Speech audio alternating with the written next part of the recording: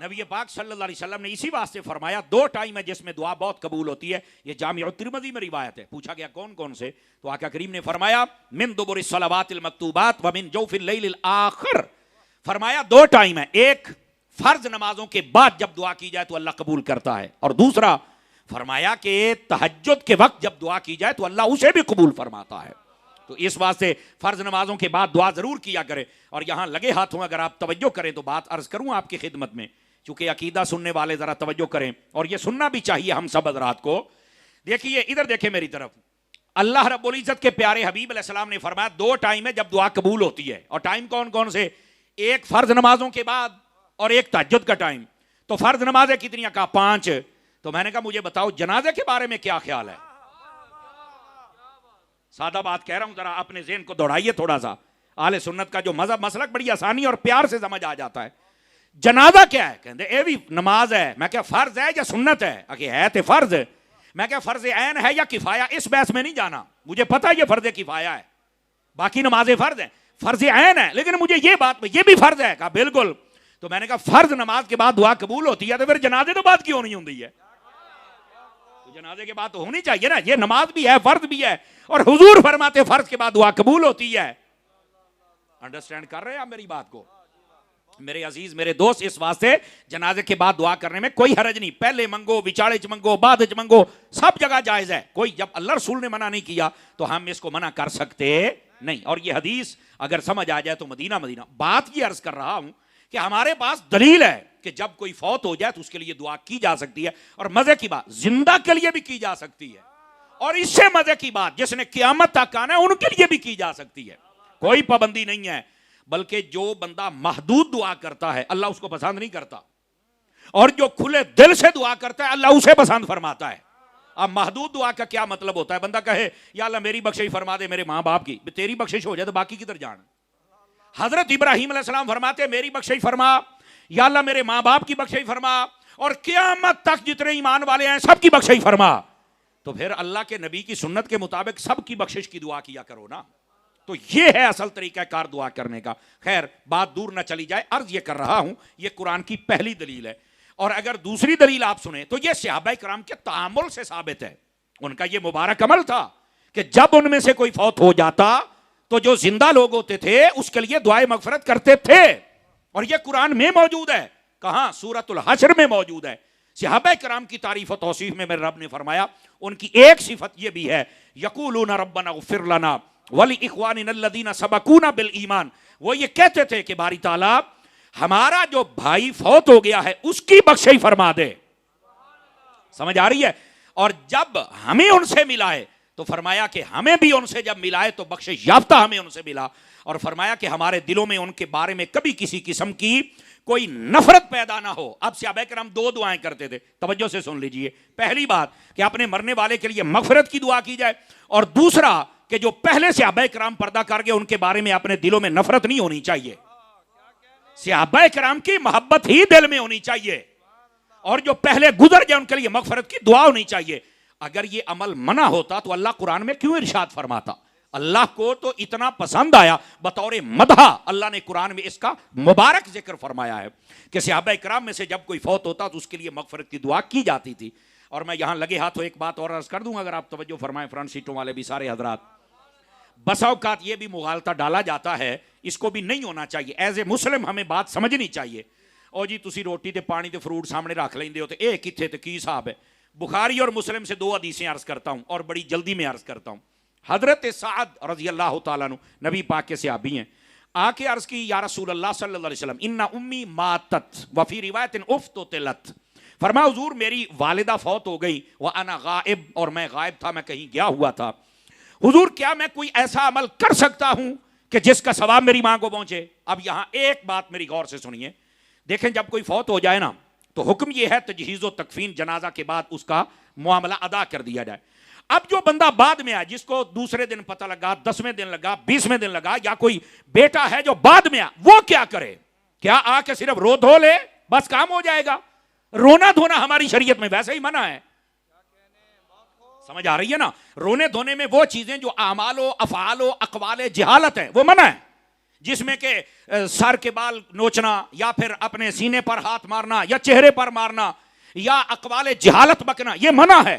ہاں ویسے آپ کو پتا چلا ہے اور آنکھ سے آنسو بہ نکلے، یہ تو مسئلہ ہی کوئی نہیں.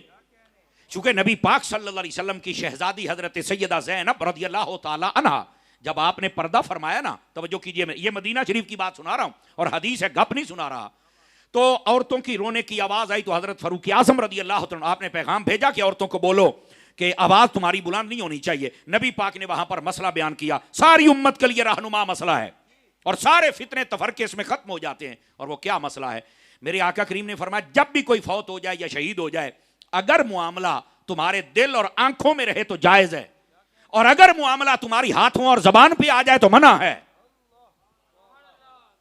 میرا خیال میں یا میں سمجھا نہیں سکا یا آپ نے سمجھا نہیں ہے، دوبارہ پھر سنیے.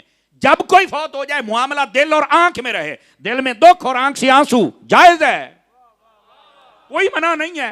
اور اگر تمہاری زبان اور ہاتھ میں آ جائے کہ زبان نال وین پائی جاندے، اے یا اللہ تو کیڑا قہر کیتا ہے، کیڑا ظلم کیتا ہے، گندے کلمات بک رہے ہو، اے دیکھو مرن دا ٹائم سی، یا اللہ تو اینو مار چڑھیا ہے، وہ کی جان مک گیا ہے، یہ گندے کلمات کیوں بول؟ اور پھر اپنے ہاتھوں سے اپنے سینے کو، سر کو پیٹنا کوٹنا، یہ سب حرام ہے.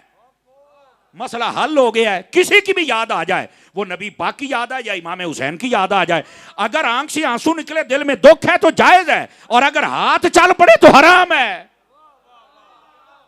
آواز کمزوروں والی ہے آپ کی.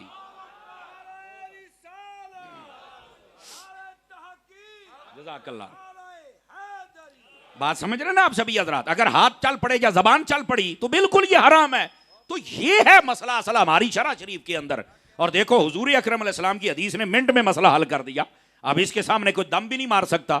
تو عرض کرنے کا مقصد یہ ہے، ہماری محبوب کریم صلی اللہ علیہ وسلم آپ کی جو تعلیمات ہے اس کے مطابق ہمیں عمل کرنا چاہیے. اب حضرت سعد، توجہ ہے حضرات کی، وہ آئے، میری والدہ فوت ہو گئی یا رسول اللہ صلی اللہ علیہ وسلم، اب میں کیا کروں؟ تو رحمت عالم علیہ السلام نے فرمایا تو کیا چاہتا ہے؟ اس نے کہا کیا میں کوئی عمل کر سکتا ہوں کہ ثواب میری ماں کو پہنچے؟ تو کیا نبی پاک پر سارا قرآن نازل ہوا؟ نبی پاک کو نہیں پتا تھا وَلَيْسَ لِلْإِنسَانِ إِلَّا مَا سَعَىٰ، انسان کے لیے وہ جو کر گیا، ہوں تسی جو مرضی کرو کو نہیں ثواب جانا. کیا نبی پاک کو نہیں پتا تھا؟ کہا پتا تھا. تو پھر ہوں سن میرے نبی نے کہ اے بخاری میں موجود ہے، فرمایا ہاں اگر تو کوئی عمل کرے تو اللہ ثواب پہنچائے گا. اس نے کہا پھر میں کیا کروں کہ اللہ میری ماں کو ثواب دے؟ آپ نے فرمایا مدینے میں پانی کی کمی ہے، اگر پانی کا انتظام کر دینا، لوگ پیتے رہیں گے، اللہ تیری ماں کو قبر میں ثواب عطا فرماتا رہے گا. بخاری میں موجود ہے. ہوا کیا، انہوں نے نا پانی کا کنواں کھدوا دیا. یہ 22 نمبر گیٹ جو احد کی طرف سے جاتا ہے اس سے داخل ہوں نا، تو اس کے اندر آگے 2-4 ڈبے چھوڑ کے ہی اگر آپ قالین ہٹا کے دیکھیں تو وہ نشاندہی آج بھی مسجد نبی میں کی ہوئی ہے اس کنویں کی. فقیر نے اپنی آنکھوں سے دیکھا ہوا ہے، اور جو میرے ساتھ جاتے ہیں میں ان کو اکثر دکھاتا ہوں. آج یہ کنواں سمجھ آئی، حضرت سعد کی ماں کے لیے کھدوایا اور صدیوں تک چلتا رہا. یہ صدیوں تک، یہ اب مسجد نبی کی توسیع ہوئی ہے تو اس کو بند کیا گیا، پانی لوگ پیتے رہے. اور اس کے اوپر نبی پاک نے کیا لکھوایا تھا؟ ہاذہ لأم سعد، فرمایا یہ سعد کی ماں کا ہے. غیر اللہ کا نام آ گیا پھر بھی جائز رہا. توجہ نہیں فرما رہے، غیر اللہ کا نام آ گیا پھر بھی جائز رہا.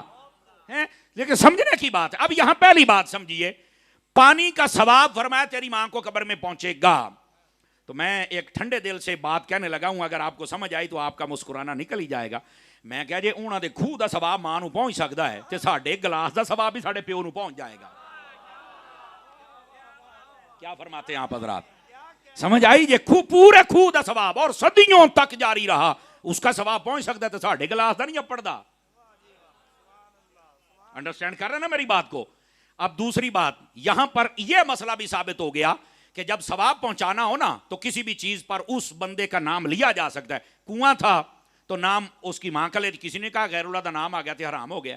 قربانی کا جانور ہے کہ جی جی اتاری صاحب دا جی، کبھی کسی نے کہا کہ یہ حرام ہو گیا، 8 دن بوئے تھے بنے میرا ہے جی، غیر اللہ دا نام آ گیا، جائز ہے. تو جب ہم یہ کہتے ہیں کہ یہ جانور غوث پاک کے نام کا ہے تو پھر حرام کیسے ہو جاتا ہے؟ توجہ ہے کہ کوئی نہیں ہے؟ پہنچانا تو ثواب ہے. اور اگر ایسا ہوتا، ادھر دیکھیں میری طرف، یہ بخاری شریف میں روایت موجود ہے، رحمت عالم علیہ السلام 2 مبارک قربانیاں فرمایا کرتے تھے، 2 قربانیاں. تو پوچھا گیا حضور ایک تو آپ کی ہے، دوسری کس کی ہے؟ فرمایا میری امت کی طرف سے ہے. امت میں غوث پاک بھی تو تھے نا، سبحان اللہ کہہ لو یار، سارے ہی تھے تو سارے سب ایک لے لا تے ساری امت دا نام ہے. اللہ حال رے آجے آئے صدقے جاما. تو اس بات کو سمجھو یار, کھلے دل کے ساتھ دین پڑھا کرو, سمجھا کرو کیا ہو گیا ہے. ایسے ہی فتوے لگانے کا شوق اور مشین نہیں کھول دینی چاہیے, دین کو سمجھنا چاہیے. اچھا یہ تو تھا پانی کا مسئلہ اور پھر غیر اللہ کا نام آنے کا مسئلہ. توجہ ہے حضرات, یاد رکھ لیں ادھر اصل مسئلہ یہ ہے, جب جانور پہ گلے پر چھری چلائی جائے نا, ان دا ذبح, اس وقت تم کسی اللہ کے علاوہ کسی کا نام نہیں لے سکتے, نہ کسی نبی کا نہ ولی کا, نہیں لے سکتے. صرف اللہ کے نام پر ذبح کرنا ہے بس. اب یہ حدیث پاک میں دو چیزیں میں نے ذکر کی, علم اور اس کے بعد اولاد صالح. آگے بھی سنیے, نبی پاک فرماتے ہیں او مصحفن ورثہ, فرمایا یا وہ قرآن چھوڑ جائے جو کہ اس کی وراثت تھی.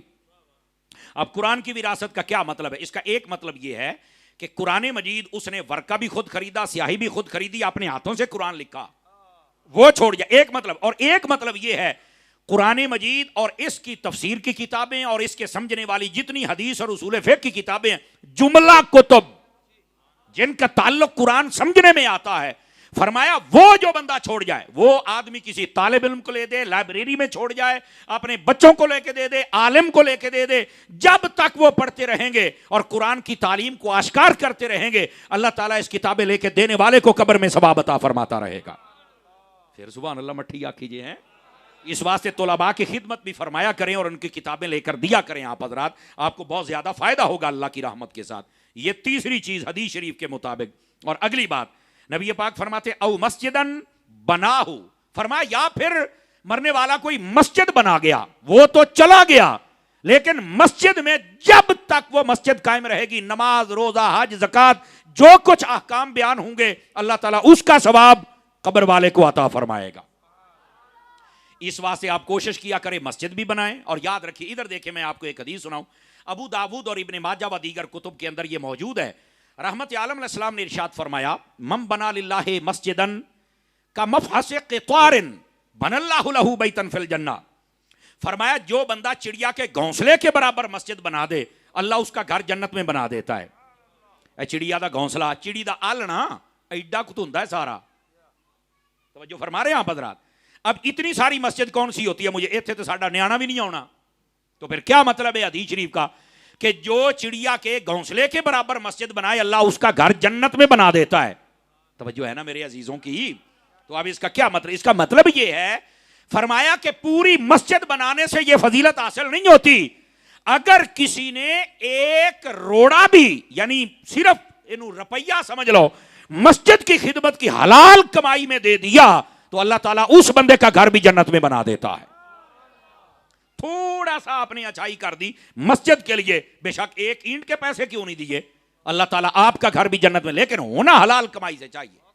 سمجھ آ رہی میری بات کی؟ اب ذرا اگلی بات, نبی پاک صلی اللہ علیہ وسلم آپ کیا فرماتے ہیں؟ یہ چوتھی بات تھی. اب ذرا پانچویں بات سنیے. فرمایا او بیتن لابن السبیل بناہو, فرمایا مسافر خانہ بنا دے, جہاں مسافر بیٹھیں, سستائیں, تھوڑا آرام کریں. یہ مسافر خانہ ہمارے اسلام میں اس کی بڑی اہمیت ہے, لیکن اس کی کوئی حفاظت کرنے والا ہو. آج کل مسافر خانے ایسے بن جاتے ہیں کہ بعد کے اندر ان کی حفاظت ہی کوئی نہیں کرتا, یا پھر وہ ڈاکوؤں کی آمازگاہ بن جاتے ہیں.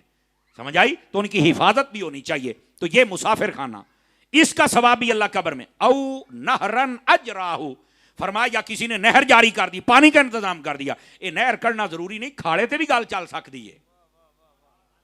اگلی بات بھی کہوں, نہر جاری کرنے سے ہی ثواب نہیں ملے گا. اگر کسی نے نلکا لگوا دیا, لال پمپ لگوا دیا, مقصد پانی دینا ہے کسی کو, پانی دیا کریں, پانی روکا نہ کریں کسی کا. یہ نبی پاک صلی اللہ علیہ وسلم نے فرمایا جو کسی کے لیے پانی کا انتظام کرتا ہے, خلاق عالم اس کو بھی ثواب قبر میں عطا فرما دیتا ہے. اب اسے اگلی بات, 6 باتیں. 7ویں بات, نبی پاک علیہ السلام نے کیا فرمایا؟ فرمایا او صدقۃ اخرجہ من مالہ فی صحتہ و حیاتہ, فرمایا یا پھر وہ اپنے مال میں سے صدقہ کرتا رہا, غریبوں کی امداد کرتا رہا, یا پھر اس نے کوئی ایسا نیک عمل XYZ کچھ بھی کر دیا, تو اس صدقے کا ثواب بھی اللہ قبر میں عطا فرما دیتا ہے.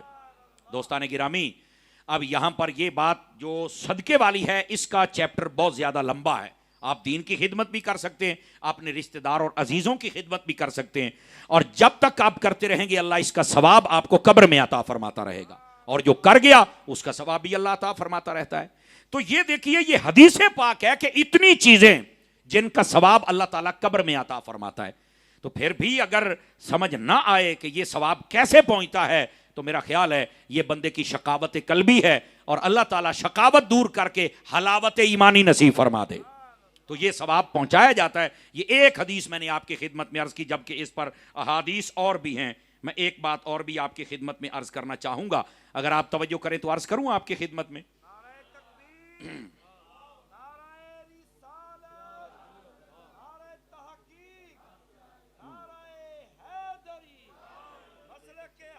جی ٹھیک ہے، اللہ اکبر، توجہ ہے جی حضرات آپ کی۔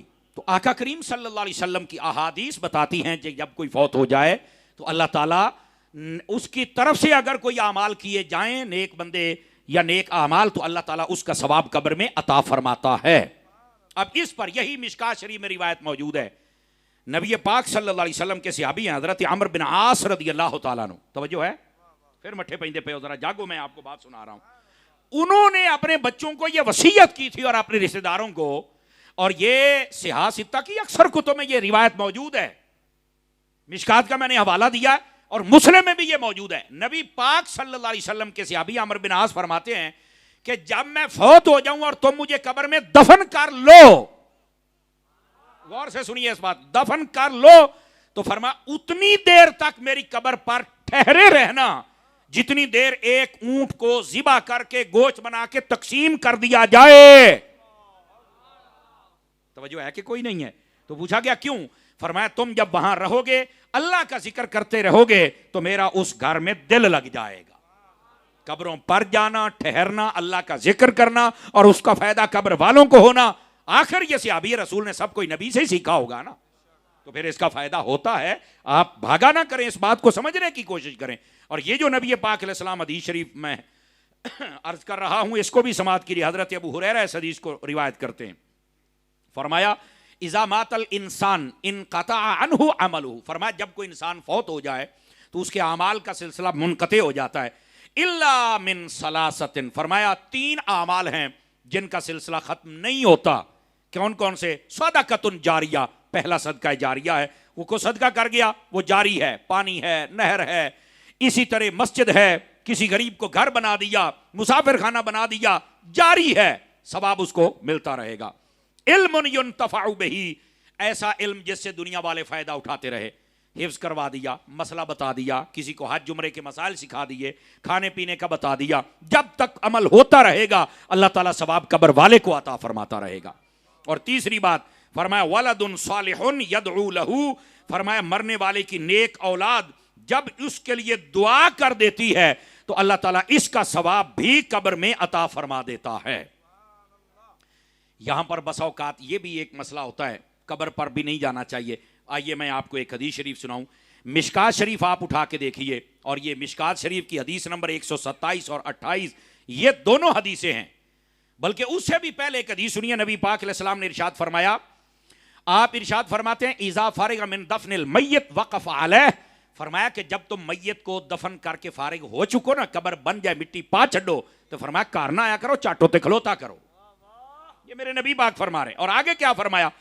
حضور پھر ہم کریں کیا؟ نبی پاک نے فرمایا فقال استغفروا لاخیکم، اپنے بھائی کے لیے مغفرت کی دعا کیا کرو، قبر پر کھڑے بھی ہوا کرو اور مغفرت کی دعا بھی کیا کرو۔ اور آگے فرمایا ثم صلوا له بالتثبیت فانه الان يسأل، فرمایا اب اسے سوال ہونے والے ہیں، دعا کرو اللہ اسے ثابت قدمی نصیب فرما دے۔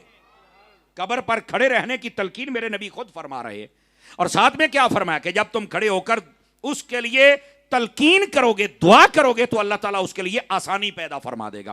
اور یہاں سنیے حضرات، نبی پاک علیہ السلام کی حدیث بتاتی ہے، فرمایا لقنوا موتاکم، فرمایا اپنے مرنے والے کو تلقین کیا کرو۔ پوچھا گیا یہ تلقین کیا ہوتی ہے؟ آپ نے فرمایا لقنوا موتاکم بلا الہ الا اللہ، اپنے مرنے والے کو لا الہ الا اللہ کی تلقین کیا کرو۔ اور یہ حضور کی سنت سے ثابت ہے۔ ادھر دیکھیں، تلقین کا مطلب یہ جب آپ مردے کو دفن کر چکے ہیں تو جدھر اس کا چہرہ ہوتا ہے نا، وہاں کوئی بندہ اس کے آمنے سامنے آ کے، حالانکہ وہ قبر میں ہے، لیکن وہ ڈائریکشن بنا کے کہنا چاہیے کہ میں تمہیں وصیت کرتا ہوں، اس کا نام لے، فلاں بن فلاں نام لے، میں تمہیں وصیت کرتا ہوں کہ جب تم سے پوچھے کہ تم کون ہے، تو اس وقت تم نے کہنا ہے کہ میرا رب اللہ ہے، دین اسلام ہے، اور نبی پاک کے بارے میں بتانا ہے، اور میں تمہیں وصیت کرتا ہوں لا الہ الا اللہ محمد رسول اللہ کی۔ یعنی یہ نبی پاک فرماتے جب کوئی تم اس کو میت کو دفن کر کے فارغ ہو چکو تو فرمایا پھر تم اسے تلقین کرو۔ اب ذرا توجہ سے سنیے گا میری بات کو، اب میت سنتی ہے تبھی تو تلقین ہے، اور اگر سنتی نہیں تو پھر تلقین کس بات کی ہے؟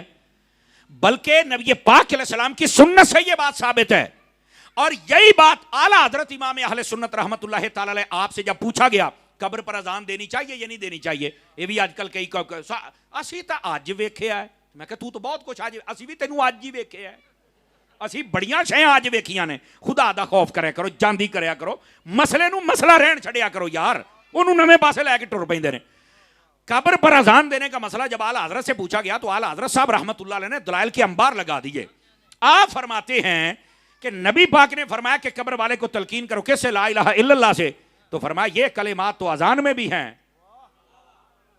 سمجھ آ رہی؟ اور لا الہ الا اللہ کیوں کہیں؟ تاکہ قبر والا اپنے ایمان پر ثابت قدم رہے۔ اعلیٰ حضرت نے فرمایا میں ثابت کرتا ہوں اذان پڑھنے سے بھی بندہ ثابت قدم رہتا ہے۔ تو پوچھا وہ کیسے؟ تو آپ نے حدیث پڑھی، اور یہ حدیث مرقات میں ملا علی قاری نے بھی اس کو لکھا ہے، فرمایا کہ جہاں اذان ہوتی ہے وہاں سے شیطان بھاگ جاتا ہے، سمجھ آ رہی؟ یہ بات اپنی جگہ پہ ہے۔ دوسری بات فرمایا جب بندہ قبر میں جاتا ہے، اور سنو یہ حدیث پاک باب عذاب القبر مشکات میں یہ حدیثیں موجود ہیں، بلکہ حضرت اسماء بنت ابی بکر نے جب سنی تو آپ بے ہوش ہو گئی۔ نبی پاک نے فرمایا یاد رکھو تمہیں دجال کے فتنے کا سامنا بھی کرنا پڑے گا، اور تمہیں قبر کے فتنے کا سامنا بھی کرنا پڑے گا۔ اب دجال کا فتنہ تو جب آئے گا سو آئے گا، چھوٹے چھوٹے دجال مرزا جیل میں جیسے آئے ہوئے ہیں، اور مجھے اللہ کی قسم افسوس ہوتا ہے ان لوگوں پر جنہیں مرزا جیل میں نہیں گلا مان جاندے جے، کہ جے مرزا جیل میں تو انہوں گلا منا گیا، دجال تو منٹا چ منا لے گا، دجال تے دا بھی پیو ہونا ہے، یہ تو نکا منڈا ہے ادا،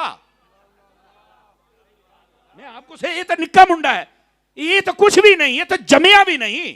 اگر اس کی باتیں لوگ مان جاتے ہیں، اور اسکول کالج والے کالجی یہ منڈے انہاں سارے نو میں کہنا بھی جے تسی یہ دے پیچھے لگ گئے ہو تو دجال نو تو تسی ابو جی کہنا ہے، اے میری گل لکھ لو۔ اور نبی پاک نے اس سے پناہ مانگی ہے، اور اگلی بات بھی سنیے، اور یہ بڑی توجہ طلب بات ہے میرے عزیز میرے بھائی، فرمایا قبر کے فتنے میں بھی تمہیں آزمائش میں ڈالا جائے گا۔ اب قبر کا فتنہ کیا تھا جب اس کی وضاحت ہوئی نا تو صحابہ کرام بے ہوش ہو گئے، یہ ان کا خوف خدا تھا جو ان پر غالب آ گیا، اور وہ کیا تھا؟ فرمایا جو قبر کا فتنہ ہوتا ہے نا، ادھر دیکھیں میری طرف، فرمایا شیطان قبر کے کنارے میں آ کے کھڑا ہو جاتا قبر دے اندر، اور پانی کا پیالہ ہاتھ میں ہوتا ہے، فرشتے جب سوال کرتے تو انہوں نے کہندا ہے میرا نام لے دیو تو میں تانوں پانی پلاواں گا، میں تہاڈا خدا ہاں، استغفر اللہ سمت۔ قبر تک یہ شیطان پیچھے چل کے اندر چل کے ایمان والوں کا ایمان لوٹنے کی کوشش کرتا ہے۔ جب یہ باتیں صحابہ نے سنی تو بے ہوش ہو گئے۔ اب یہ بچ کیسے سکتے ہیں؟ صحابہ نے پوچھا بچنا کیسے ہے؟ فرمایا تلقین کیا کرو لا الہ الا اللہ کی۔ اعلیٰ حضرت فرماتے ہیں اگر لا الہ پڑھنے سے شیطان بھاگ جاتا ہے تو آذان پڑھنے سے بھی شیطان بھاگ جاتا ہے، بلکہ پتہ کہاں تک بھاگتا ہے؟ مسلم شریف میں حدیث ہے جہاں تک آذان کی آواز جاتی ہے شیطان وہاں تک بھاگ جاتا ہے۔ تو قبر پر اس لیے آذان پڑھی جاتی ہے کہ اب یہاں امتحان کا وقت شروع ہونے والا ہے، شیطان نے آنا ہے، اس نے ایمان لوٹنے کی کوشش کرنی ہے، اور ہم یہاں پر آذان پڑھ کے شیطان کو بھگائیں گے تاکہ قبر والے کو تلقین بھی ہو جائے اور سوالوں کے جواب میں آسانی بھی ہو جائے۔ اب سمجھ آئیے اذان پڑھنے کا مطلب کیا ہوتا ہے؟ اچھا یہ یاد رہے اذان پڑھنا کوئی فرض یا واجب یا سنت نہیں، ایک اچھا عمل ہے جس کا فائدہ ہوتا ہے۔ اگر کوئی نہ پڑھے تو مسئلہ نہیں، تو یہ کو پڑھے تو تامی مسئلہ نہیں ہونا چاہیے تھا، اگر کوئی نہیں پڑھتا تب بھی مسئلہ نہیں، اگر پڑھے پھر بھی مسئلہ نہیں، ہاں پڑھنے سے فائدہ ضرور ہوتا ہے، حدیثیں میں آپ کو سنا چکا۔ تو عرض یہ کر رہا ہوں آپ کی خدمت میں میرے عزیز کہ جب کوئی فوت ہو جائے تو اس کے لیے یہ سارا انتظام کرنے کا حکم شریعت محمدی میں موجود ہے۔ علامہ صاحب نے میرے ذمے ایک بات لگائی ہے، میں وہ عرض کرتا ہوں۔ پہلے میں چاہتا ہوں کہ ذرا یہ جو مضمون میں نے چھیڑا ہے آج، یہ سمجھے کہ ایک مقالہ ہے اور ایک لیکچر ہے، آپ کچھ یہاں سے سیکھ کر جائیں گے تو مجھے مزہ آئے گا۔ چاسوی آؤندی بھئی ہے سنائیے، پھر سبحان اللہ اگلی بات بھی سنا دیں۔ اچھا ایک اور گال سنیا جے، یہ سبحان اللہ کہلوانا کو ضروری نہیں ہے آپ سے، یہ کوئی تقریر کے ایس او پیز نہیں ہوتے، اور نہ کوئی فرائض واجبات ہے تقریر کے۔ اور نہ ہی یہ کہ تسی سبحان اللہ کہنی تے سانو تاں تقریر ہونی ہے. یہ اس لیے ہوتا ہے تاکہ آپ کا ایک ذوق برابر ہمارے ساتھ جاگتا رہے, اور اس لیے بھی کہ آپ جب بولتے رہتے ہیں نا تو ہمیں بھی مزہ آتا ہے کہ یار آپ لوگ سمجھ رہے ہیں میری بات کو, اس واسطے یہ بات آپ کے سامنے کہی جاتی ہے کہ ذرا جاگ کے بیٹھیے. یہ اصل مقصد ہوتا ہے, ورنہ کوئی اور مقصد نہیں ہوتا. اب آئیے اگلی حدیث. نبی پاک صلی اللہ علیہ وسلم حضرت جابر بن عبداللہ انصاری حدیث کے راوی ہیں. یہ حدیث نمبر 127-28 مشکات شریف کی عرض کر رہا ہوں, سنیے ذرا اور غور سے سنیے سارے برادران میرے. فرماتے ہیں خرجنا مع رسول اللہ صلی اللہ علیہ وسلم, ہم نبی پاک علیہ السلام کے ساتھ نکلے الی سعد بن معاذ حین توفی, حضرت سعد بن معاذ کی طرف کہ جب وہ فوت ہو گئے. ہم نبی پاک کے ساتھ گئے جنازہ پڑھنے کے لیے. ہوا کیا, فرمایا فلما صلی علیہ, فرمایا جب ان پر جنازہ پڑھ دیا گیا, اور بعض روایت فلما صلی علیہ رسول اللہ صلی اللہ علیہ وسلم, نبی پاک نے ان پر جنازہ پڑھا. یعنی کتنا خوش نصیب بندہ ہے جس کا جنازہ خود میرے مصطفیٰ پڑھا رہے ہیں. سنیے ذرا آگے کیا کہا, وَوَضَعَ فِي قَبْرِهِ, اور فرمایا پھر ان کو قبر میں رکھا, اور اگر وَوُضِعَ فِي قَبْرِهِ پڑھیں گے تو پھر قبر میں رکھا گیا. یہ دونوں طرح اعراب پڑھے جاتے ہیں. آگے کیا ہے, فرمایا وَصُوِّیَ عَلَیہ, پھر ان کے اوپر مٹی کو سیدھا کر دیا گیا, مٹی ڈال دی گئی. پھر اب جب دفن ہو گیا تو واپس آ جائے, لیکن نہیں. سبح رسول اللہ علیہ السلام, فرمایا نبی پاک نے وہاں کھڑے ہو کر سبحان اللہ کی تسبیح شروع کر دی. اے تو اڈی سبحان اللہ مٹھی ہوئی ہے, میں تاں آنکھ ہے ابھی تو کی سمجھ آئی ہے. سبحان اللہ کی تسبیح شروع ہو گئی. سبح یسبح, تسبیح کا معنی سبحان اللہ کی تسبیح کرنا ہوتا ہے. دوسرے صحابی نے پوچھا ہے جابر یہ بتائیے کتنی دیر تک سبحان اللہ کہا؟ کہتے ہیں فسبحنا طویلا, فرمایا واوا چاٹ.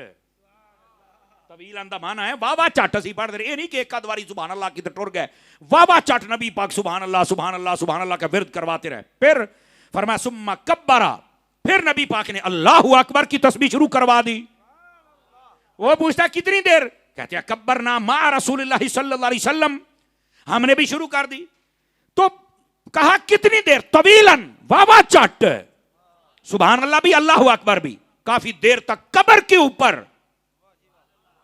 اور کریں حضرات, حدیث پڑھ رہا ہوں, نبی پاک خود ہیں, صحابی رسول ہیں, جنازہ خود پڑھایا ہے, اور نبی پاک صلی اللہ علیہ وسلم ان کی قبر پر کھڑے ہو کر سبحان اللہ اور اللہ اکبر کی تسبیح کو جاری فرمائے ہوئے ہیں. اندر نہ آئیے گا ذرا, پیچھے میں تقریر کرنے میں مشکل ہوتی ہے مجھے. آگے کیا فرمایا, نبی پاک سے پوچھا گیا فقیل یا رسول اللہ صلی اللہ علیہ وسلم, اے میرے آقا یہ بتلائیے, پوچھا آگ سے, لما سبحتا ثم کبرتا, یا رسول اللہ آپ نے پہلے سبحان اللہ پھر اللہ اکبر کا ورد کروایا, اس کی وجہ کیا تھی؟ جواب سن لیجئے. نبی پاک علیہ السلام نے ارشاد فرمایا لقد تضايق على هذا العبد الصالح قبره حتى فرجه اللہ, فرمایا یہ قبر تھوڑی اس نیک بندے پر تنگ ہو رہی تھی, ہم نے جب اللہ اکبر کا ورد کیا تو اللہ نے قبر کو کشادہ فرما دیا. توجہ کیا آپ حضرات نے, قبر تنگ ہو رہی تھی. مرکات میں ملا علی قاری اور مرآت میں مفتی احمد یار خان نعیمی کہتے ہیں نبی پاک علیہ السلام آپ جیسے ظاہری دنیا میں دیکھتے تھے ویسے قبر کے اندر کے حالات بھی دیکھ لیتے تھے.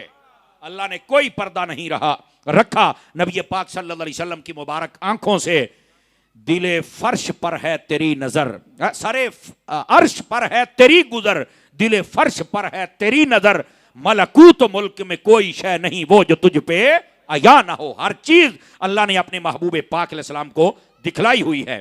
آپ ذرا اس بات کو سمجھنے کی کوشش فرمائیے. نبی پاک صلی اللہ علیہ وسلم نے پہلے تو قبر میں دیکھا کہ قبر تھوڑا سا دبا رہی ہے, تو آقا کریم علیہ السلام نے فرمایا ہم نے جب سبحان اللہ الحمدللہ کہا تو قبر ہو گئی کشادہ. توجہ ہے میرے عزیز بھائیوں کی, سبحان اللہ فرمائیں تاکہ میں اگلی بات سناؤں گا آپ حضرات کو. نبی پاک علیہ السلام نے فرمایا قبر کشادہ ہو گئی. اب یہاں پر ملا علی قاری کو پڑھیے اور مرکات اور ساتھ میں میرات مفتی احمد یار خان نعیمی کو پڑھیے, تو انہوں نے بڑا کمال کہا. قاری کوئی بندہ ذہن میں سوچ سکتا ہے کہ نبی کے ہوتے ہوئے عذاب, یہ سوال ہے, نبی کے ہوتے ہوئے بھی عذاب ہوتا تھا اور صحابی کو؟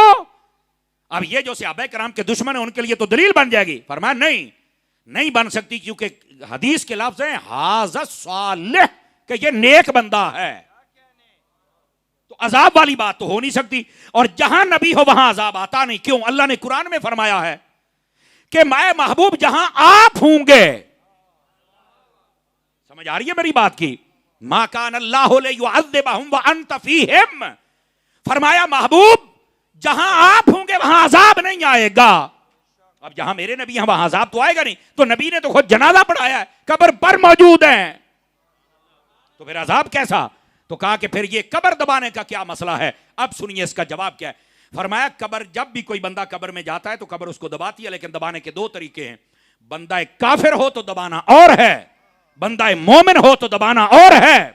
بندہ کافر ہو تو ایسے دباتی ہے کہ اس کی پسلیاں ٹوٹ پھوٹ کر ایک دوسری میں پیوست ہو جاتی ہیں.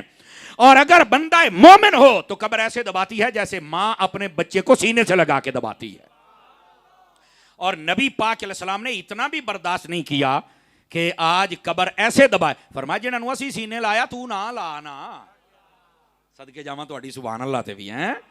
یہ اصل مقصد تھا. اس کا یہ مطلب نہیں ہے کہ معاذ اللہ استغفر اللہ صحابی رسول ہے تو عذاب ہو رہا ہے تو گناہ ہے تو فلاں فلاں, ایسی کوئی بات نہیں ہے. یہ ہمارے لوگوں کو سمجھنا چاہیے. اگر نہیں سمجھ آئی تو آخری بات, اور ٹائم کے دامن میں جتنی گنجائش تھی وہ بھی پورا ہونے کو ہے, اور اس کے بعد آخری حدیث ہو جائے گی. پھر دیکھیں گے ٹائم بچا تو کلام ہوگا, نہیں تو پھر علی علی. سبحان اللہ فرمائے نا. ذرا غور سے سنیے حدیث نمبر 128, اور اس کو غور کے ساتھ سنیے گا. مشکات شریف, یہی یعنی 127 نمبر حدیث ہے, ہوں میں سنا رہے ہیں 128 نمبر حدیث, جن کے اگر ذہن میں ہے نا کہ قبر میں عذاب کیوں ہوا, عذاب نہیں تھا, میں نے بتایا ہے شفقت تھی, لیکن نبی نے فرمایا ساڈی شفقت ود ہے. اب اگلی حدیث شریف سنیے. نبی پاک صلی اللہ علیہ وآلہ وسلم آپ نے ارشاد فرمایا, حضرت عبداللہ بن عمر اس حدیث کے راوی ہیں, فرمایا قال رسول اللہ صلی اللہ علیہ وسلم, میرے آقا نے فرمایا ھذا الذی تحرک لہ العرش. کاش کہ یہ ترجمہ سمجھانے میں کامیاب ہو جاؤں. فرمایا یہ میرا سعد ہے, جب فوت ہوا تو اللہ کا عرش بھی ہل گیا. اور اگلی بات فرمایا صرف عرش نہیں ہلا, فتحت لہ ابواب السماء, اللہ نے آسمانوں کے دروازے بھی کھول دیے. کیوں؟ وشاہدہ 70,000 من الملائکہ, 70,000 فرشتے اللہ نے بھیجے. گناہگار کے مرنے پر عرش نہیں ہلتا, دروازے نہیں کھلتے, 70,000 فرشتے اس کے جنازے میں نہیں آتے. یہ صحابہ کے لیے آتے ہیں یا آل رسول کے لیے آتے ہیں؟ تو اب اگلی حدیث بتا رہی ہے ان کا مقام و مرتبہ. اور پھر آگے کیا کہا نبی پاک صلی اللہ علیہ وآلہ وسلم, آپ نے فرمایا لقد دمتن ثم فرجا. فرمایا جب یہ ایسے آئے تو پہلے تو قبر تھوڑی تنگ ہو رہی تھی نا, اور دبانے کے حوالے سے, فرمایا پھر ایسا اللہ کا ذکر ہوا کہ ساری قبر کو کشادہ فرما دیا گیا. تو مطلب گناہ نہیں تھے, مطلب یہ تھا کہ قبر دباتی تھی. مجھے لگتا ہے کہ نبی پاک نے اس دن سے قبر کو روک دیا ہوگا کہ جڑا ساڈا ہوئے اسی آپ ہی سانبھ لیں گے. سمجھ آ رہی ہے میری بات کی؟ اس کا مطلب یہ ہے میرے عزیز میرے بھائی, میں نے یہ باتیں آپ کی خدمت میں اس لیے عرض کی تاکہ آپ کو پتا چلے کہ قبر پر جانا یا قبرستان جانا یہ خود میرے مصطفیٰ جان رحمت کی سنت ہے. سمجھ آ رہی ہے؟ اور یہی آقا کریم صلی اللہ علیہ وسلم حدیث شریف میں ہے کہ جب کوئی بندہ قبر میں جاتا ہے 3 سوال ہوتے ہیں. پہلا من ربو کا, ما دینوں کا, اور تیسرا ما کنت تقول فی حق ھذا الرجل. اس کو جب کہا جاتا نا ما کنت تقول فی حق ھذا الرجل, اس ہستی کے بارے میں کیا کہتا تھا, تو فرمایا وہاں حضور کی تصویر نہیں ہوتی, ھذا الرجل تصویر کو نہیں کہتے. سمجھ آ رہی ہے؟ وہ نبی پاک صلی اللہ علیہ وسلم کا دیدار کروایا جاتا ہے. اور یہاں مرکات کے اندر ملا علی قاری نے سوال اٹھایا, اتنے بندے مرتے ہر قبر میں حضور کیسے جاتے ہیں؟ فرمایا جیسے سورج ہے نا, سورج یہ دنیا کے ہر بندے کو روشنی پہنچاتا ہے ایکو جگہ تھے, لیکن سارے اندر کا روشنی اپڑ دی پئی ہے. فرمایا اسی طرح میرا نبی نبیوں کا سورج ہے. اگر یہ سورج ہر جگہ پہنچ سکتا ہے تو جو نبیوں کا سورج ہے وہ بھی ہر جگہ پہنچ سکتا ہے. یہ نبی پاک صلی اللہ علیہ وسلم کا کمال ہے. ٹھیک ہے؟ تو آقا کریم علیہ السلام ہر قبر میں جلوہ گری فرماتے ہیں.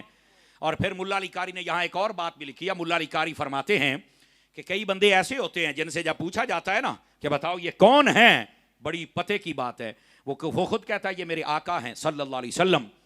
اور کئی بندے ایسے ہوتے ہیں جن کے بارے میں پوچھا جائے تو میرے نبی خود کہتے ہو اینو نہ پوچھو, مینو پوچھو کون ہے. اور یہی ملا علی قاری نے مرکات میں ایک اور بات لکھی, اور اسی بات کو علامہ مفتی احمد یار خان نعیمی نے لکھا. فرمایا جو بندہ نبی پاک کے حسن و جمال کو نہیں سنتا, جو نبی پاک کے معجزات کو نہیں سنتا, جو نبی پاک کی شانوں کو نہیں سنتا, جو نبی پاک علیہ السلام کے میلاد کو نہیں سنتا, حضور کے خصائص کو نہیں سنتا, فرمایا قبر میں وہ نہیں پہچان سکے گا. اسے تو پتہ ہی نہیں کہ میرے نبی کیسے ہیں. اور جو نبی کے کمالات اور شان اور حسن اور معجزات اور نبی کا اختیار اور علم غیب اور حاضر و ناظر نور و بشر اس کو سنتا رہے گا، فرمایا کوئی نہ کوئی جھلک پہچان کے خود کہے گا اے تو وہی ہے جن کی باتیں میں کیا بھی کرتا تھا، میں سنا بھی کرتا تھا۔ ہاں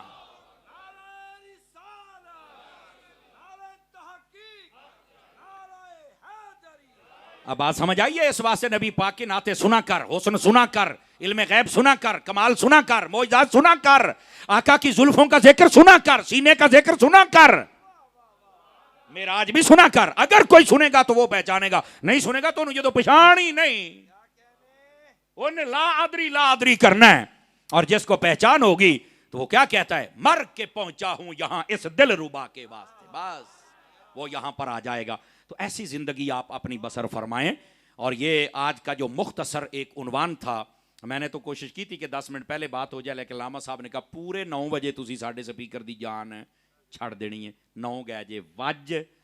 دعوت اسلامی آپ کی اپنی تنظیم ہے، اس سے محبت فرمایا کریں، اور یقیناً قربانی کے ایام ابھی چل رہے ہیں، کل کا دن بھی ہے جس میں قربانی ہوگی، لیکن اگلے دن کوئی نہیں جی ہونی، بس اوقات ہوتا ہے چوتھے دن بھی ہوندی ہے۔ میں کہا تیرا واس چلے تو پورا ہفتہ کرے میرا پتر ہے۔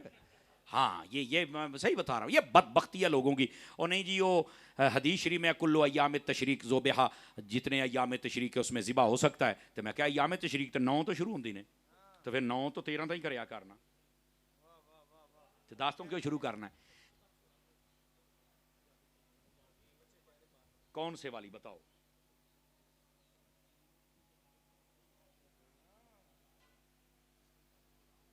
اللہ اکبر۔ اب علامہ صاحب مجھے کہہ رہے ہیں کہ ایک بات آئے گی آواز سے، اسی آپ پہ مینوں آؤندی پئی ہے، میں تھوڑے تو بہت سننا، میرے کان بڑے تیز نے کاکا، واہ بھائی واہ، سبحان اللہ فرمائیے ذرا پیار کے ساتھ، ادھر دیکھیے۔ ایک حدیث شریف کی فرمائش ہوئی، پہلے نعت خانہ نوں دی یا مولوی نوں بھی ہوندی پئی جے، لیکن یہ پہلے مسئلہ سن لیں۔ ذبح جو قربانی کا جانور ذبح کیا جاتا ہے 3 دن، 10، 11 اور 12 کی مغرب، اس سے پہلے آپ جانور ذبح کر سکتے قربانی کا، 13 والے دن آپ ذبح کر سکتے۔ اچھا اس میں دن میں بھی کر سکتے، رات میں بھی، دن میں ذبح کرنا افضل ہے، رات میں منع ہے۔ اگر لائٹنگ زیادہ ہو جس میں قربانی کرتے وقت ساری رگیں کٹ جائیں تو پھر وہ رات میں بھی قربانی کرنا جائز ہے، کو منع نہیں ہے۔ جو منع کیا گیا تھا اس کی وجہ تھی کہ کہیں ذبح کرنے میں کوئی کمی نہ رہ جائے۔ اچھا ہر ایام تشریق اگر ذبح کا دن ہے تو پھر 9 تو شروع کر کے 13 تک جاؤ، 9 کو کرتا کوئی نہیں۔ اور 3 دن پر دلیل بھی ہے موجود، حضرت عبداللہ بن عمر نے فرمایا قربانی 3 دن ہے، اللہ خیر صلی اللہ، لیکن نبی پاک کی حدیث بھی بتاتی، حضور نے فرمایا 3 دن سے زیادہ قربانیوں کا گوشت اپنے گھر پہ نہ رکھنا۔ تو اگر چوتھا دن بھی ہوتا تو نبی پاک فرماتے 4 دن سے زیادہ نہ رکھنا، 3 دن کا ذکر ہے۔ اگلا سال جب آیا تو میرے نبی سے پوچھا گیا، حضور پچھلے سال تو آپ نے کہا تھا 3 دن سے زیادہ قربانی کا گوشت کوئی نہ رکھے، اب فرمایا پچھلے سال غربت زیادہ تھی، قربانیاں تھوڑی تھی، اس لیے میں نے کہا سب تک گوشت پہنچ جائے، اور اس مرتبہ بڑی فراوانی ہے، 3 دن رکھو تے پاویں 5 دن رکھو تے پاویں سارا سال رکھو۔ تو یہ 3 دن کا جو ذکر ہے، نبی پاک کی حدیث بتاتی ہے کہ قربانی کا گوشت رکھنے کی اور نہ رکھنے کی بھی جو حدیث ہے اس میں 3 دن کا ذکر ہے، تو قربانی کتنے دن ہے؟ 3 دن، اس سے زیادہ نہیں ہے۔ یہ فتنہ پرور لوگ آپ کو چوتھے دن ملیں گے سوشل میڈیا دے اوتے، اے جڑے کمرے وچ بیٹھ کے پڑھ دے نا مرزا جیل میں ارگے، وہ ایدے پٹریوں لاہ دے جے، کیونکہ حدیث کا علم نہیں ہوتا، سیاق و سباق سمجھتے نہیں تو پھر پٹری سے اتر جاتے ہیں۔ علامہ صاحب نے جو میرے ذمہ بات لگائی ہے، یہ آپ اوور ٹائم ہے، یہ ہن کنا گھنٹہ لگدا، 2 لگدے تواڈے مقدر جے کاکا، لیکن گل سن لیا جے، کئی چپ ہو گئے بھی یہ مولوی پتہ نہیں ساڈے نال کرو کی ہے۔ بات ختم کرنے لگا ہوں لیکن بات سن لو۔ نبی پاک صلی اللہ علیہ وسلم کی ایک حدیث ہے، ادھر دیکھیے ذرا، پہلے آپ کو مسئلہ بھی عرض کر دوں نا۔ القول البدی کے اندر علامہ سخاوی نے بھی اس بات کو لکھا، اور بڑے بڑے ائمہ محدثین نے اس روایت کو لیا ہے۔ ایک شخص آیا نبی پاک کی خدمت میں، توجہ فرما رہے ہیں آپ حضرات، ادھر میری طرف دیکھیے سارے۔ اس نے کہا جی میرے عیالداری زیادہ ہے، بچے زیادہ ہیں، غریب ہوں، تو آپ مہربانی کیجئے میرے لیے دعا کیجئے میں امیر ہو جاؤں، مال و دولت آ جائے۔ نبی پاک چاہتے تو آپ دعا کرتے، اس کا کام ہو جاتا۔ میرے نبی نے فرمایا تجھے ایک عمل بتاتے ہیں، کیا؟ فرمایا جب بھی تو نے اپنے گھر میں داخل ہونا ہے نا تو سب سے پہلے دایاں قدم اندر رکھ کے گھر والوں کو سلام کہنا ہے۔ اس نے کہا جی ٹھیک ہو گیا۔ دوسرا کام، فرمایا دوسرے نمبر پر تم نے مجھے سلام کہنا ہے، نبی پاک میری ذات پر سلام کہنا ہے۔ اچھا تیسری بات، نبی پاک صلی اللہ علیہ وسلم نے ارشاد فرمایا اس کے بعد تم نے ایک مرتبہ قل هو اللہ احد، یہ پوری سورت پڑھنی ہے۔ 3 چیزیں، दायां कदम अंदर रख के आपने घर वालों को सलाम कहना है। दूसरी बात फरमाया कि तुमने नबी पाक की जात पर सलाम पढ़ना है। तीसरी बात फरमाया कुल हु अल्लाह पढ़नी है। लो जी वजीफा आ गया मदीने वाले का। दुआ 2 नंबर पीरां दे वजीफे भी चुकी फिर हो ना। 1 नंबर पीर तो मैं मानना, मैं खुद हजरत अतार का मुरीद हूं, मैं 1 नंबर पीर को मानता हूं, लेकिन पीर सुभान अल्लाह पीर होना चाहिए है। तो अर्ज करने का मकसद यह है, ये नबी पाक ने वजीफा दिया, इस पर भी अमल फरमाए। फरमाया जब तू ये कर लेगा तो गरीबी तेरे घर में नहीं रह सकती, अल्लाह ताला तुझे फरावानी अता फरमा देगा। अमीर होने का सौखा नुस्खा, घर में जब दाखिल हो तो घर वालों को सलाम पढ़े, हजूर को सलाम पढ़े, एक बारी कुल हु अल्लाह पढ़े, वजीफा जे। अब ये घर में दाखिल होने का तरीका भी है कि जब घर में जाना है तो घर वालों को सलाम कहना, एम ही नहीं कि जनाब अली कार बड़े तो ठुड्डे मार दे, आश है क्यों भाई, आश है कदी जनाब अली बीवी दे दुआले दे, कदी बच्चों दे दुआले दे, कदी अम्मा बाबा भरावां दे दुआले। भाई घर जाना इंसान बन के, सुल्तान राई बन के नहीं। इस वास्ते इंसानियत के दायरे में रह के घरों में जाना। हमें बस औकात घर जाने का, दाखिल होने का नहीं पता, सलाम कहो, सलामती की दुआ दे दो। दूसरे नंबर पर नबी पाक की जात पर सलाम पढ़ना है। मुल्ला अली कारी ने यहां सवाल उठाया, नबी पाक तो मदीने में है, सलाम तो उसको कहा जाता जो सुने, तो क्या नबी पाक सल्लल्लाहु अलैहि वसल्लम हमारे घर में है कि सलाम सुनना है? अब ये जवाब सुनिए, सुनियों का कीदा। मुल्ला अली कारी ने लिखा, फरमाते हैं ले अन्ना रूहाहू मौजूदुन फी बुयूतिल मुस्लिमीन। फरमाया जो नबी होता है वो अपने दीवानों के घर में रूहानी तौर पर जलवागर होते हैं, लेकिन वो घर जिनमें ना नमाजें हूं, ना कुरान पढ़ा जाए, हर वेले टीवी चलन तो फेसबुक चलन तो व्हाट्सएप ते सारा लगा हो, उथे की नबी पाक ने आना। खुदा के बंदो जरा ऐसे आमाल भी करो कि पता तो चले कि हमारा घर ये हुजूर के गुलामों का घर है जनाब। तो अजीज मेरे, नबी पाक अलैहिस्सलाम रूहानी तौर पर जलवागर होते हैं। और उसके बाद फरमाया एक मरतबा कुल हु अल्लाह शरीफ पढ़ लो, क्या होगा? फरमाया कि तुम्हारे घर में बरकत हो जाएगी। और हमारा ये अकीदा है, इधर देखिए, कोई भी मर के जब कब्र में जाता है तो कब्र में उसकी रूह को लुटा दिया जाता है, तभी सवालों के जवाब देता है, तभी उस पर सवाब या अजाब होता है। जो मेरे नबी हैं, अल्लाह अकबर, आपकी रूह को कब्ज करके जब ले जाया गया तो फिर कहा गया कि इसको रखा जाए। और यह उसूल है कि जब रूह यहां से निकाली जाती है तो उसको आला जगह पे रखा जाता है। नबी पाक के जिस्म से आला जगह है ही कोई नहीं, तो दोबारा लौटाकर नबी पाक के जिस्म अक़दस में ही इस रूह को रख दिया गया। मेरे नबी जैसे कल जिंदा थे, मेरे नबी वैसे आज भी जिंदा है, लेकिन पहले हर किसी को नजर आते थे और अब किसी किसी को नजर आते हैं। ये असल मोहब्बत की बात है। बस अगर देखना हूं कैसे नजर आएंगे, इधर देखो, मैं तुम्हें एक मिसाल देवां। दुध दी बाल्टी होवे तो ਉਹਦੇ ਵਿੱਚ मक्खन ਹੁੰਦਾ ਜਾਂ नहीं, दसो मैनू, बोलो सारे। दिसदा ते कोई नहीं ਤੁਹਾਨੂੰ, ਕਹਿੰਦੇ नहीं जी वो ਵੇਖਣ ਵਾਸਤੇ ਦੇ ਕਿ ਮੁਕੰਮਲ प्रोसीजर करना पड़ता है। पहले दुध ਨੂੰ ਤੱਤਾ करना ਪੈਂਦਾ है, फिर ਉਹਨੂੰ जनाब अली जाग लाउणी पैंदी है, ਤੇ फिर ਉਹਨੂੰ राती संभाल के रखना पैंदा किते कोई बिल्ला शिल्ला ना पी जाए, एक मखसूस टेम्परेचर पर। और उसके बाद सुबह के अंदर वो जमता है तो फिर उसको मधानी के साथ रिड़का जाता है, तो फिर चल के मक्खन नजर आता है। मैं क्या दुध वेखना ते इन्हें खेखन करने पाया तेनू, ते नबी तेनू एवं नजर आ जाए, कुछ कर पुत नहीं। तवज्जो फरमाई आप हजरात ने, जिस तरह दूध में मक्खन है नजर नहीं आता, मानना पड़ता है, वैसे ही जमाने में नबी है नजर नहीं आता, मानना पड़ेगा। अगर मक्खन देखना है तो तुम्हें कोशिश करनी पड़ती है, वैसे नबी को देखना है तुम्हें कोशिश तो करनी पड़ेगी ना। तो वो कोशिश ये है, तहज्जुद पढ़ा कर, समझ आई, नमाजें पढ़ा कर। जब ये ईमान का दूध पक्का हो जाए तो फिर किसी अल्लाह दे वली दे हाथ में हाथ दे के जाग भी लाया कर। ए जे सुल्तान बाहू ने फरमाया, जाग बिना दुध जमदे नहीं हो बाहू, भावें लाल होवन कड़ कड़ के। ए सुल्तान बाहू ने फरमाया, ए जागी है, मनन ते आवे तो लस्सी दा वसीला मान जाते, ना मनन ते नबी दा नहीं मानते। वाह भाई वाह, लस्सी तो बगैर तुमने जमा के बखा।